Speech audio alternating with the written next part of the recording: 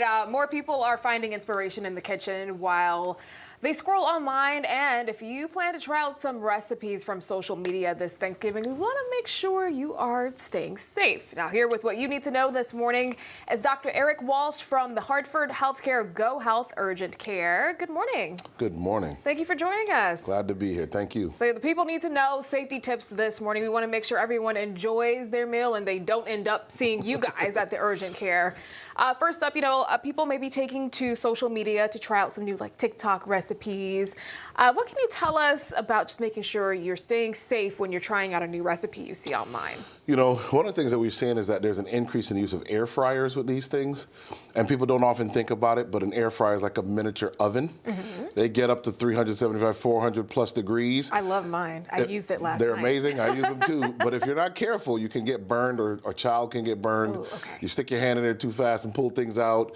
So you do have to be careful, know how you're going to take things out of it. The other big thing this year is to make sure with the brining of turkeys and things like that are getting more popular, deep frying turkey. Yes. Safety with deep frying the turkeys is big. I've never seen anybody really do it personally, but it's obviously a way to get burned with the splashing of the oil. For sure. And then the brining, one of the big things with turkey is how you store it.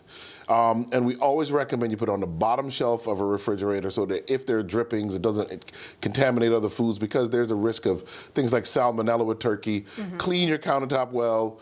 When you cut up the turkey or work on the turkey on the countertop, when you're done, again, it needs to be sterilized so that you're safe when you put something else on the countertop afterwards. Right, very important. You don't want to spread any foodborne illnesses. Now, when folks are working on brining that turkey, they're making sure the seasoning's on the top, it's up under the skin, they're getting the flavor all throughout the bird.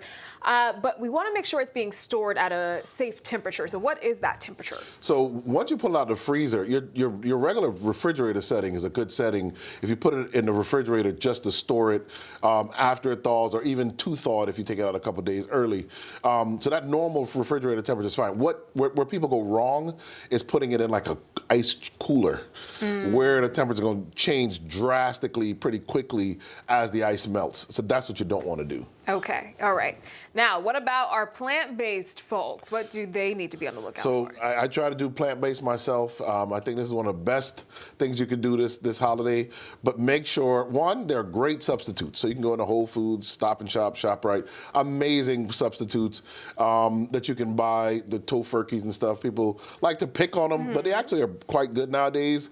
So that's one thing you can do. There are plant-based cheese alternatives. And I want to highly recommend that you think about this Thanksgiving as a fiber holiday. Okay. I know that sounds crazy, but one of the ways to offset all the sugary stuff and all the fatty stuff is to make sure you're eating a lot of food full of fiber. So having really good vegetable dishes, that breakfast in the morning, make sure that's a good morning to have oatmeal for breakfast before you have your big meal later in the day, because that fiber does help overall make your meals healthier. All right, so does collard greens count as collard good fiber? Greens absolutely count. Right. Yeah, the greens are good. The turnip, dandelion, collard, very good, yes. All right, one more thing really quickly. Mocktails, they're rising in popularity.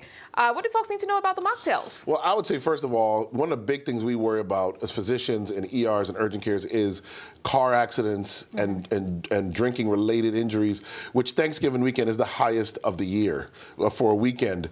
So we really want to encourage that you pace yourself, drink lots of water, eat with your drinking, and don't do too much. Obviously, drink responsibly. But this is where the mocktails kind of do come in. You can make some really nice, splashy ones. I'm not a connoisseur of how to make them, but I do drink them. And they are very delicious, very refreshing. A lot of times infused with fruits and even vegetables.